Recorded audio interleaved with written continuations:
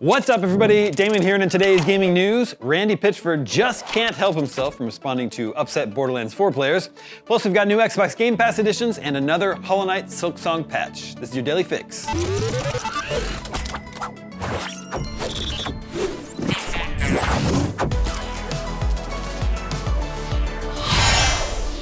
Randy Pitchford has continued his social media push to address complaints about the performance of the PC version of Borderlands 4, telling some disgruntled players they can get a Steam refund if they're unhappy with the game.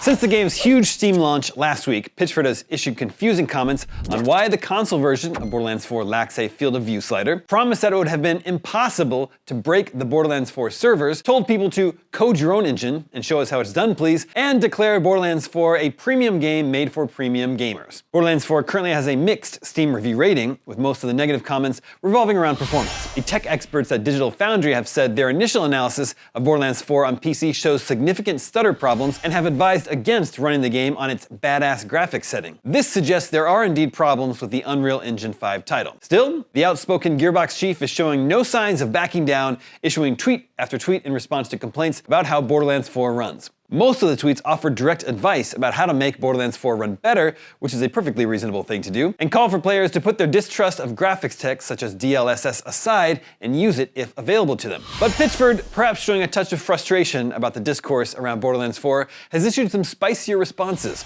He points to the Steam refund system so players can get their money back, or suggests fans wait for the game to be cheaper or for more powerful PC hardware to come out. Pitchford said in one of his responses, "I was offering to help if you are not satisfied with your experience and want some help making trade-offs. I'm trying to help users understand that the software is the software, and there are options available right now for people who want to play right now to make significant and dramatic trade-offs between FPS, resolution, and graphics features. That's for people who want to play now. People who want to play later can play later. People can even get a refund after buying and trying if they are not satisfied. Those are the options. My advice to users is to accept reality and tune or to not play. We are working more on the software, but the software will not radically change later. However, hardware will get better, just like some or all of your hardware probably didn't exist when Cyberpunk first launched."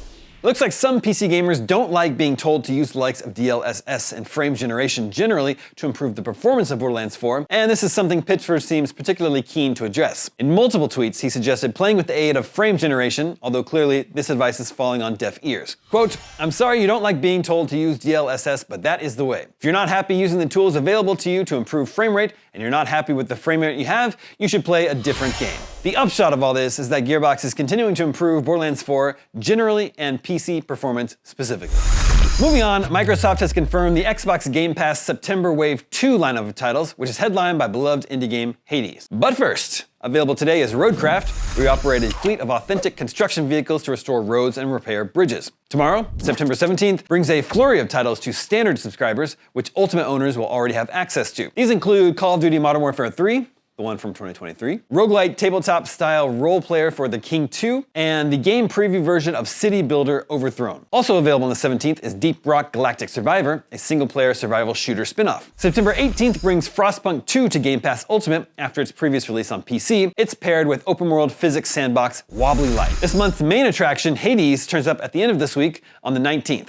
Its sequel is out September 26th, although not for Xbox yet, so the original will have to do for Xbox fans for now. And that's not all. Microsoft has packed the end of September with a further set of Game Pass arrivals, including PC strategy game Endless Legend 2 on the 22nd, co-op action roguelike Sworn on the 23rd, and Peppa Pig World Adventures on September 25th. The 25th is also when role-playing game fans get a chance to play Visions of Mana through Game Pass. The end of the month is then rounded out by isometric adventure classic Lara Croft and the Guardian of Light on September 30th. Hey, I reviewed that game back in the day. Cool game, I give it an 8.5. As ever, whenever Microsoft giveth, so it taketh away. Leaving at the end of the month are 3 Ninja Gaiden games and Terra Invicta.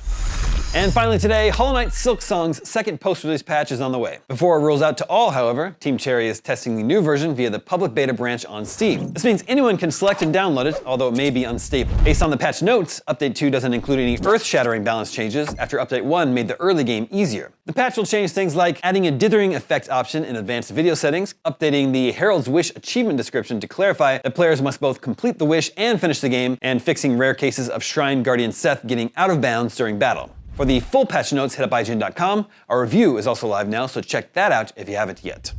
And that is your Daily Fix for Tuesday, September 16th. Heads up that a special edition of IGN FanFest is coming October 15th. Streaming across all IGN platforms, IGN FanFest 2025 Fall Edition will see the likes of Keanu Reeves, Aziz Ansari, and other celebrities stop by to reveal exclusive looks at major upcoming movies and streaming series. We'll also be announcing brand new video games and showing off never-before-seen looks at some of the year's biggest titles. Fans can expect new looks at games like Jurassic World Evolution 3, Dispatch, Anno 117 Pax Romana, and WWE 2K25, along with sneak peeks and breaking news from movies and series like Netflix's Splinter Cell Deathwatch. It all kicks off October 15th everywhere you get IGN. I'm Damon Hatfield, and for all your video game news, stay tuned to IGN.